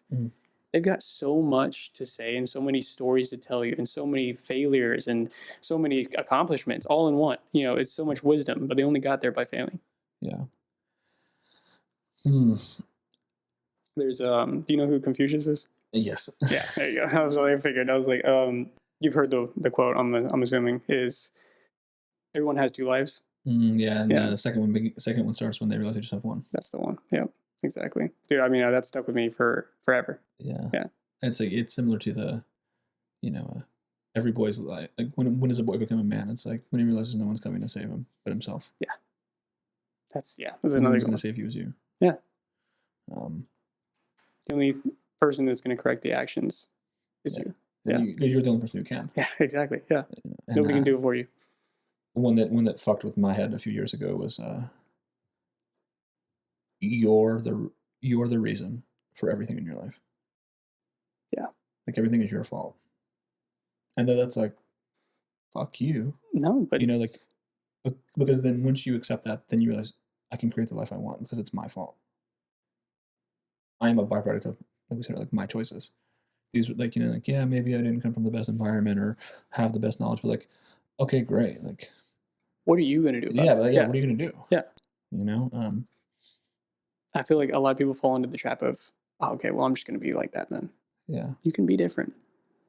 I think I've heard the reference of like change is so hard because so few people are actually capable of doing it. So few people actually do change. Yeah. So why does it feel so crazy or like, oh my God, that person became different? It's because so few people actually commit to it and follow it all the way through. Yeah. Because it is so hard. It is so challenging. To add to that, I feel like people, they just all the time, I mean, I've definitely been the person to do this, is you try something, you fail. Like, yeah, okay, never mind. I'm not gonna do it. I'm just gonna leave it. It's whatever. I'll just stay where I am because the other side is hard. And then you sort of one day I feel like wake up and you're like, why the hell did I stop? Yeah. What made me so scared that I was able to just stop everything that I was doing and just completely wipe that goal off of my dry erase board, just completely erase it. Why? It's just. Fear is compelling, right? Like that's why I say I think fear is a good thing, but it has to be utilized appropriately. 100%. And what I mean by that is that kind of like you're saying, if I say, what am I afraid of in this goal? Okay, I'm pursuing this thing. What's the worst thing can happen? Like, okay, is it I'm going to die? Okay, if it's not, then cool. Oh, yeah. Well. Yeah. And kind of what you said earlier is like that I meant to add to is a lot of people overvalue the decision in the moment, right? Like they're like, oh, this is like this thing is permanent, when almost very few decisions you make are that impactful. Absolutely. Yeah. Almost everything, people forget, they'll move on, like no one cares. Like that would require you to be more relevant than you think you are if you think that many people give a fuck anyway. Yeah. And you're not. None of us are. There's a way that I kind of live my life. And I started this a while ago. And it's, I give myself a 2-year rule. Mm-hmm. So I say to myself, is this going to affect me in 2 years? It's not? Okay, cool. It doesn't matter. Yeah. If it's really that, if it's that bad, that's going to affect me in 2 years, that's bad, I mean, yeah, but I think that threshold's too low. Yeah. So 2 years? Yeah. Yeah. Like I think it should be longer. Sometimes it's like 5, It's just, it just depends on, I guess, the situation and what you're weighing. It's like, is this really going to affect me long-term? Yeah. And long-term relative to what? Yeah. Like, people are like, oh, I've been in a long-term relationship for 5 years. It's like, you're 23. Yeah. It's like, not that long. You got a long time. Yeah. Exactly. Like, I mean, it's a long time compared to the life you've had. Yeah. But like, relatively, 5 years is a good amount of time to be with someone, but it's like, it's not long. It's not long. Yeah. Like. You got couples that have been married for 50 years. It's just like, come on now. Again, like long is relative. So that's why I see like most of the decisions you make, really don't see much impact collectively at all. Yeah. Like we said earlier, it's like that busyness trap. There's a lot of things that you're doing or making decisions on that really are going to have little to no impact. Yeah. Most people, the choices that actually are impactful, they don't take the time to them, right? How long do people spend planning a vacation? forever, right? And that's maybe 2 weeks of your year. Yeah. Like 14 of your 365 days. Right, exactly. But then they will fuck off who they spend their every day with. Yeah. Like that's every day of your life. That's every day. That's every day. That's just a vacation. That's the other 351 days are that. Yeah. And you put no effort into that. Right. You put effort into the thing that's going to give you happiness that you know for sure. And temporary. Exactly. So it's just back to the thing, what I was saying is just that it's the rush of the dopamine, it's just like this is going to make me happy and I know for sure it is. So I definitely want to do this thing. Yeah, but I don't understand for me, the struggle with that is, so yeah, I know it's going to make me happy, but not forever. Yeah, temporarily. Right? And so though I'll be happy, it won't be for long enough for it to really matter anyway. And like, what the fuck? I don't know. To me, like, what is happiness even made of in that scenario? I feel like you can also add to that in the sense of like, like a vacation analogy that you just used is. I mean, it just feels like a distract. You're simply just a distract. Like that's all it is that dopamine that you're describing there to me. It's like, it's just a distraction. Yeah. But if you plan a vacation, like you say, you take, 2 weeks to plan a vacation, and you're so focused on it, you're like, oh my God, it's going to be awesome. Right. But then the rest of your year or the rest of your life, you don't put in the same energy. Mm-hmm. If you just took that and you said, how can I take a vacation for the rest of my life? Yeah. How can I just make it all, just kind of all the hard work, just kind of disappear a little bit and relax? Yeah. And again, I think that then to tie it all, that's the knowing yourself portion, because maybe you're someone who doesn't really enjoy relaxing, or like relaxing looks different for you. That's a good point. The analogy I live under now is, if I had to make like, what does your ideal day look like? What's your birthday look like? How can I make every day feel like my birthday? Yeah. It's like, well, what would I do on my birthday? I would work on something I wanted to work on. I would spend time with people that I cared about, and I would do the things that I needed to do. It's like, I like going to the gym, I like running, I like working on things that progressively move me forward, whether that be through work, the podcast, my career, whatever that is. Like, I would do those things, and I would spend time with the people I care about. Yeah. And that's an ideal day for me. So let me make every day like that, because then every day doesn't feel like work anymore. It just feels like the day I want. Your birthday just feels like another day. Yeah, exactly. Yeah. I shared this with that shithead earlier on the way here, actually. And it's something that I just came across probably last week, and it's been like hard on the brain. Okay. So I wanted to share it with you. And I find myself guilty of this prolifically, unfortunately, as life isn't meant to be understood. It's meant to be felt and experienced. Well, wow. That's a big one. I constantly find myself trying to like understand everything. My curiosity, as you mentioned earlier, is a huge driver for me. Like my curiosity is, a lot of people say you're so driven or you're so hardworking, but I really think like the lead domino, or the thing that always triggers that cascade for me, is curiosity. Yeah. It's like, could I have a podcast? What does it look like to have a podcast? Like, it starts with curiosity, and then like, cool, I have a work ethic and drive and whatever the fuck else. I mean, curiosity leads to the action. Imagination. You start to imagine it, and you start to, and once your imagination gets, it grows and it gets stronger. It's like, okay, cool, I'm going to put that into effect now. Yeah. I have the idea in my head. I'm going to put it on paper and see if it works. Yeah. And I say what to say is I find myself trying to understand the aspects of life, even with, and I'm in therapy. I've talked about what I've really been spending a lot of time recently on is, I get so hyper focused on like, where did this thing start? Yeah. Like, if I'm at M, where's A? Right. Like, what was the inception of this thing that has now caused this problem in my life? And I have to be able to see it all the way through to A. And it's like, what if what it costs me isn't worth that? Like, even if I gained all of that, like I could see it all the way to A. I say I'm at D right now. I'm like, I want to see it to A. Like, what if, like, where's the value add stop? Right. Where does the effort I'm putting into this actually really, like, do I still get anything out of it at the end? Right. And like that fear and desire part that you're talking about, the 50-50, I feel like that's where the bad of desire comes in, is you desire that, that understanding. That understanding, yeah. You're so curious that you're like, I have to figure this out. Yeah. Sometimes things aren't meant to be figured out, They're just there. Yeah. You just have to understand, like, not understand them, you just have to feel them. Yeah. And experience them. Yeah.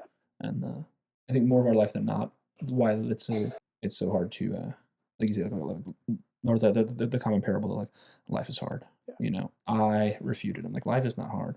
I think we just make it hard because we try to understand it when we just need to experience it and feel it. Yeah. I feel like this is what I constantly think. It's maybe a little hippie-ish, right? So some people make. So basically, you think about the earth and the universe and everything around you, right? Think about how massive the universe is. It's like uncomprehendable. You know, as like human beings, we can't think about how absolutely massive the universe is. And you're worried about this little problem? Yeah. Why? You know, it's just a perspective thing. Yeah, it's almost like if you look at it as how insignificant you actually are in a good way. Yeah. That you'll actually see that the little things that are here and there that I'm stressing about, they actually don't really matter. You know, it's like I'm on a rock floating through space. You know, it's just like you kind of you look at like the grand scheme of things, and some little things start to kind of clear out, and they start to look a little bit better. Yeah, so you're like, yeah, does that really matter? Yeah, it's I think you can like just driving more emphasis to the perspective. Yeah. On which can serve you the best. Yeah. You know, is if you're in a conundrum of overemphasizing the value of something, like I said in that message, like enjoy the traffic. Yeah. Like take time to just appreciate whatever's happening right now, because it is what it is. There's a quote on the highway thing there was somebody, when you said that, I was like, that was a perfect way to just summarize everything of that. It's just enjoy the traffic. Yeah. And because you can't do anything about it. Yeah.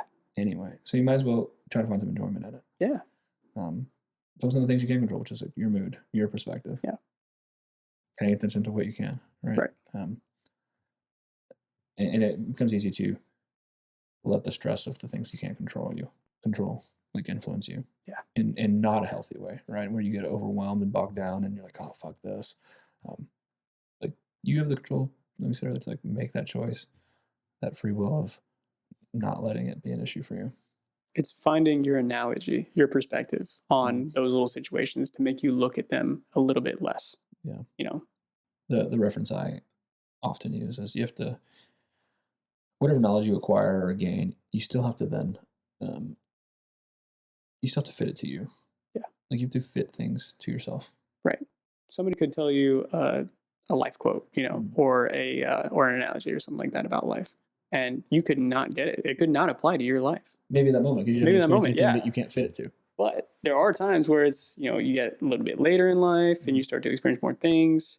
And you're like, all of a sudden, you're like, that guy told me this one time, and now it's actually applying to life. Yeah. So I feel like everyone's life is a little bit similar, but very different at the same time. Yeah. It's an interesting concept that we're all living. I don't want to say this, like living the same version of a different life. Yeah. No, I mean, that's a good way to put it. And even though we may experience the exact same moment, like you and I are experiencing this moment in time, exactly this, like, and it's the exact same. Yeah. For both of us, but like our experience to it may be so different. Right. Exactly. You could go to a movie. You go to a baseball game. You go to some sort of event. There's two different people there. One could be hating it. One could be loving it. Yeah, their experiences are their version of how they experience it. Yeah, completely different. Yeah. Even though from an outside perspective, you're like, that was awesome. Yeah. Or that, like you said, like they witnessed or saw, experienced the exact same thing. Right. But then their perspective of it holistically different. Yes. Yeah. There's also on the same topic is you look at something and you're like, oh, I want to do that. You go do it and it sucks. Right. You're like, how can I make this not suck? Or there's I'm not doing this ever again. Mm-hmm. I feel like there's two different sides to it. There's one that will push past that fear. There's one that will kind of subdue to the fear. I think I think you can really mitigate that with just knowing yourself. Yeah, 100%.